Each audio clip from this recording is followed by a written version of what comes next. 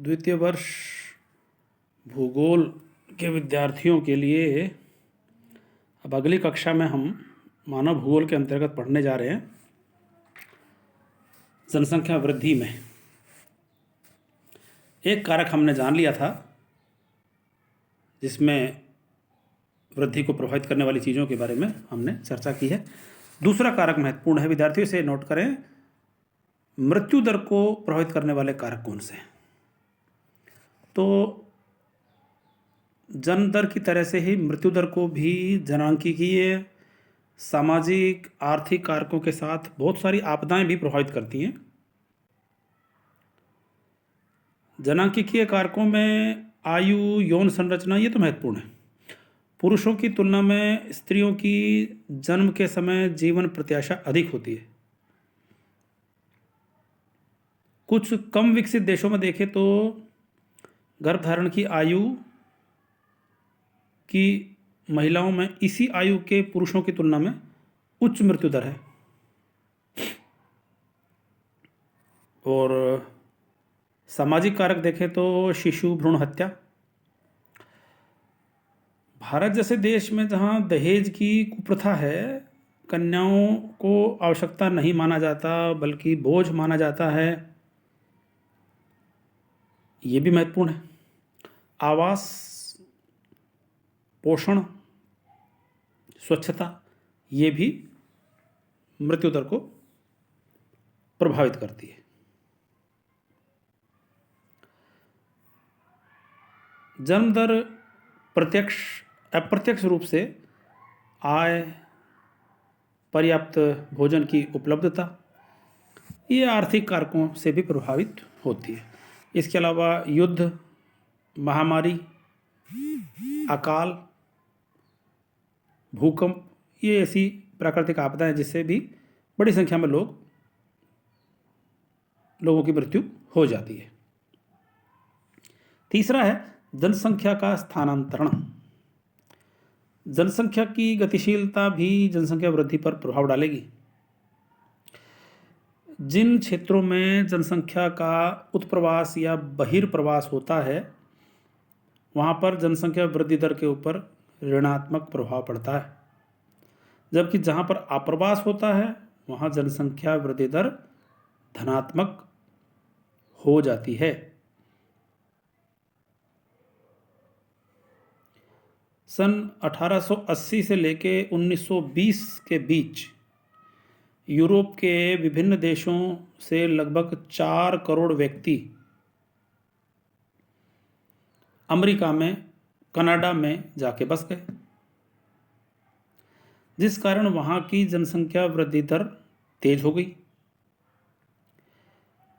जबकि यूरोप के उन देशों के लोग प्रवास करके जो गए थे बाहर, वहाँ जनसंख्या वृद्धि दर घट गई, ऋणात्मक भी हो गई। तो ये प्रभावित करने वाले कारक हैं। अब विद्यार्थियों हम देखेंगे जनसंख्या वृद्धि में प्रादेशिक भिन्नता कैसी है। जनसंख्या वृद्धि पूरी धरती के ऊपर एक समान कभी रही नहीं, इसमें भिन्नता रही है। और ये भिन्नता यूरोप के विकसित देशों और दूसरे जो विकासशील देश हैं उनके बीच में भी रही है। सन 1850 में, उससे पहले यूरोप के देशों में दुनिया के दूसरे देशों की तुलना में जनसंख्या वृद्धि दर तेज थी, जिसका मूल कारण था मृत्यु दर का कम होना। जबकि औद्योगिक क्रांति का प्रारंभ यहीं से हुआ था। यूरोपीय राष्ट्रों ने उच्चतर तकनीकी विकास किया, प्राकृतिक संसाधनों का दोहन किया और प्रत्येक वर्ग का अस्तित्व आया। पृथ्वी की प्राकृतिक धरोहर पर आधिपत्य की प्रवृत्ति है उनके अंदर। तो यूरोपवासियों को पृथ्वी के दूरस्थ भागों में प्रवास करने को उत्साहित किया। फलस्वरूप ये लोग मध्य अक्षांशीय नवीन क्षेत्रों में जाके रहने लग गए, जहां पहले जनसंख्या बहुत विरल थी। इन इलाकों में उत्तरी और दक्षिणी अमेरिका, न्यूजीलैंड, एशिया, रूस और अफ्रीका के उत्तरी और दक्षिणी भाग हैं। यहां इन्होंने उपनिवेश बसा लिए। पूर्वी और दक्षिण एशिया में पहले से ही जनसंख्या सघन थी।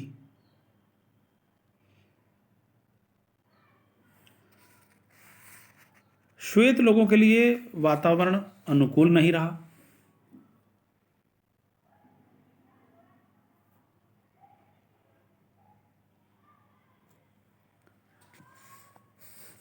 संख्या कम होते हुए भी पर्याप्त पूंजी और कौशल, इस कारण से इन्होंने दक्षिण एशिया, अफ्रीका, लैटिन अमेरिका यहाँ पर व्यापारिक बागाती खेती शुरू कर दी।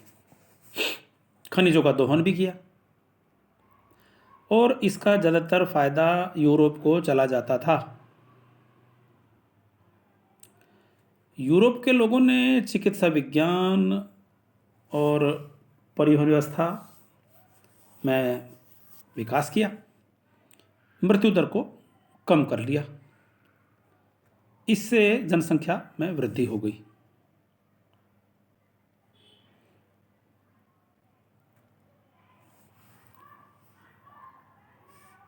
दुनिया में अलग अलग महाद्वीपों की जनसंख्या वृद्धि दर अलग अलग रही है,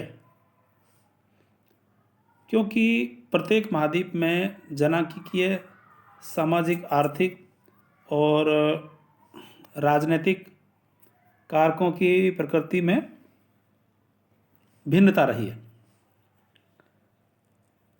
जो जनसंख्या वृद्धि को नियंत्रित भी करते रहे। यूरेशिया शुरू से ही सघन आबादी वाला रहा, जबकि उत्तरी और दक्षिण अमेरिका में जनसंख्या वृद्धि काफ़ी देरी से हुई। जनसंख्या में सबसे ज़्यादा वृद्धि तो सन 1650 के बाद ही हुई है। इससे पहले तो 10 लाख सालों तक केवल 50 करोड़ लोगों की वृद्धि हुई है। इस तरह विश्व के सभी महाद्वीपों में जो विगत 250 साल हैं, उनमें आबादी तेजी से बढ़ी। अब एक एक करके अगर देखें महाद्वीपवार, तो पहले एशिया को लिया जाए। ये मानव जाति के उद्भव का केंद्र है। शुरू से ही जनसंख्या अधिक रही है। सन 1650 में एशिया की जनसंख्या 32 करोड़ थी, जो दुनिया में सबसे ज़्यादा थी। ये जनसंख्या बढ़कर के सन 1800 में 60 करोड़ हो गई। सन 1900 में 92 करोड़, 1950 में 1 अरब 38 करोड़,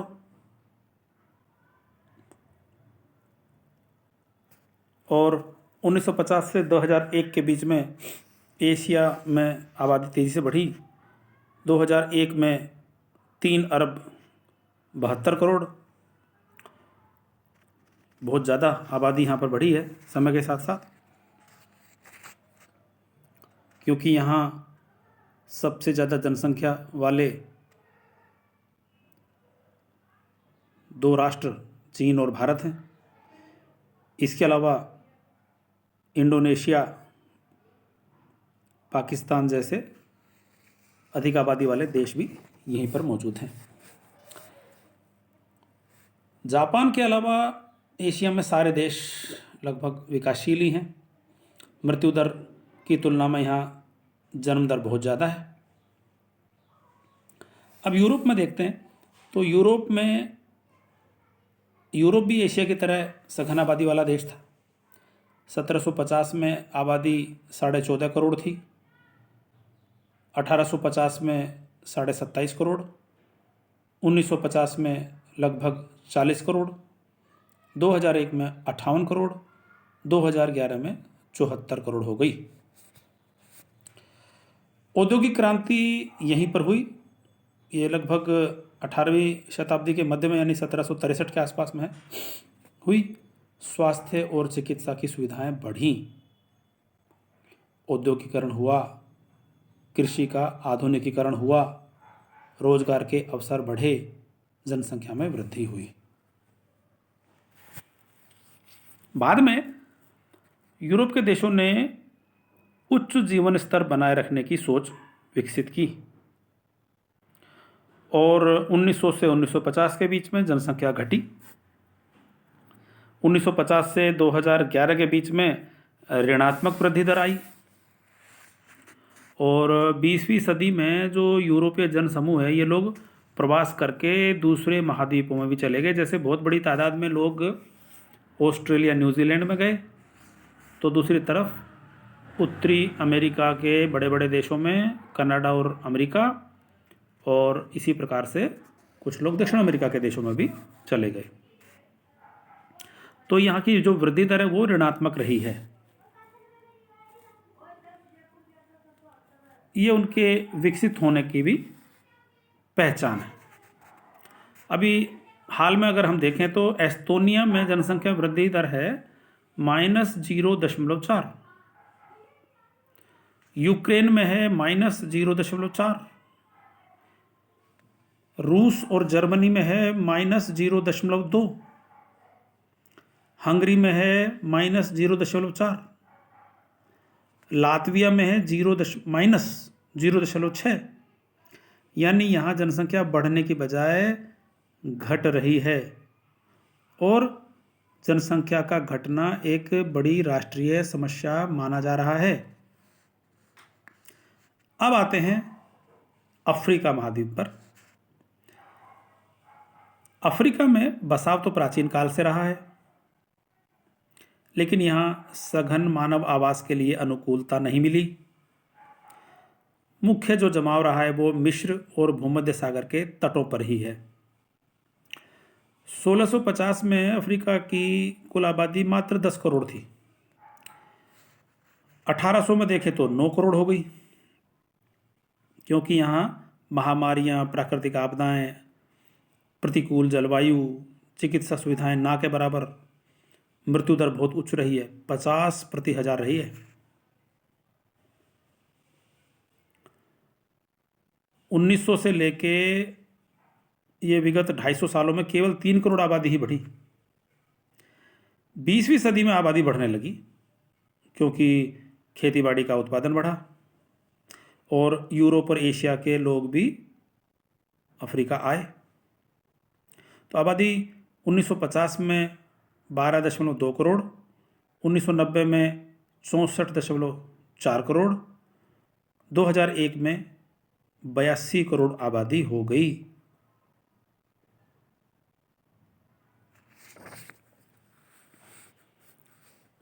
अफ्रीका की जो वृद्धि दर है वो सभी महाद्वीपों में सबसे ज़्यादा है और जन्म दर यहाँ की 36 प्रति हजार है, इसलिए आबादी तेजी से बढ़ रही है। अगला जो महाद्वीप है वो है उत्तरी अमेरिका। तो देखिए ये नवीन बसा हुआ महाद्वीप है। पिछले 300 सालों में बहुत बड़ी तादाद में यूरोप और एशिया से लोग यहाँ पर गए। 1650 में यहाँ जनसंख्या थी सिर्फ 10 लाख। 18वीं शताब्दी के उत्तरार्ध के बाद यहाँ यूरोप के लोग आने शुरू हुए और 19वीं शताब्दी तक बहुत तेजी से आए। 1900 में यहाँ की आबादी हो गई 8 करोड़। 1950 में दुगनी हो गई 16.6 करोड़। और विश्व युद्ध के दौरान थोड़ा सा दौर धीमा पड़ा है। यहाँ जन्म दर और मृत्यु दर, ये दो देश हैं यहाँ पर बड़े, ये अमेरिका और कनाडा। जनसंख्या वृद्धि दर यहाँ पर कम हुई है। मेक्सिको में मात्र 1.4 है, हांडुरास में 2.8 है, एल साल्वाडोर में 2.3 है और ग्वाटेमाला में 2.4 है। निकारागुआ में देखें तो 1.9 है। तो जनसंख्या वृद्धि अभी इन देशों में तो उच्च है, जनसंख्या भी तेजी से बढ़ती जा रही है। अमेरिका में देखें तो जन्म दर है 13 है और मृत्यु दर है 8।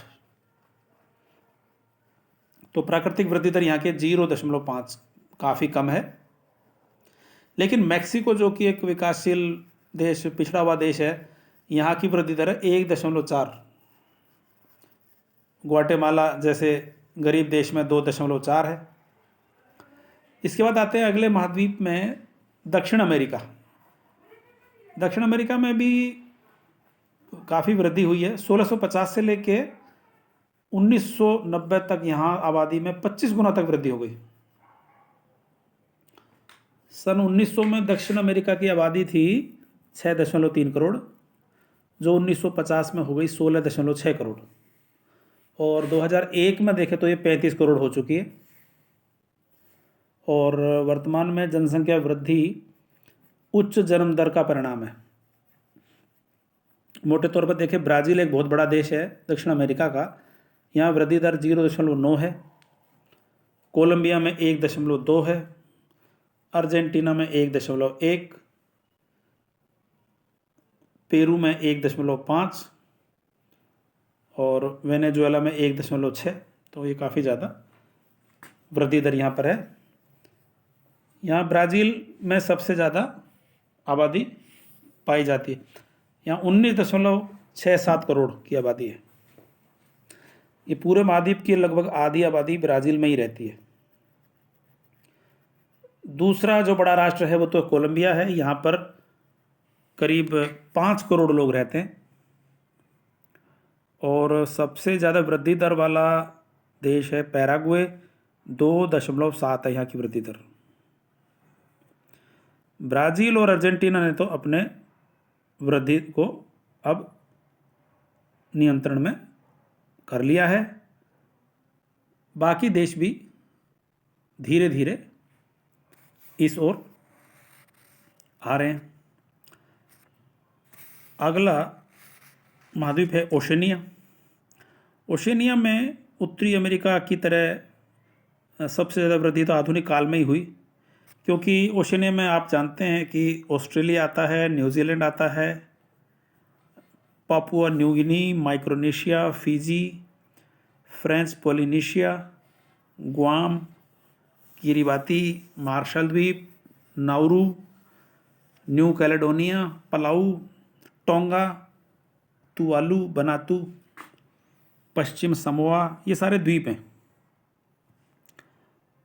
1650 में आबादी थी 20 लाख। अगले 200 सालों तक ये स्थिर रही।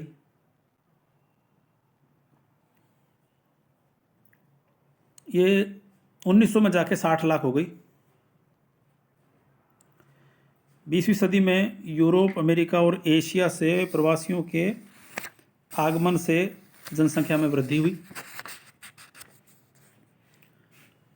यहाँ मृत्यु दर के साथ जन्म दर भी बहुत निम्न है,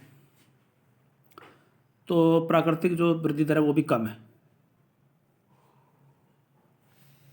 1950 में आबादी थी 1.3 करोड़, 2001 में 3.1 करोड़ हो गई।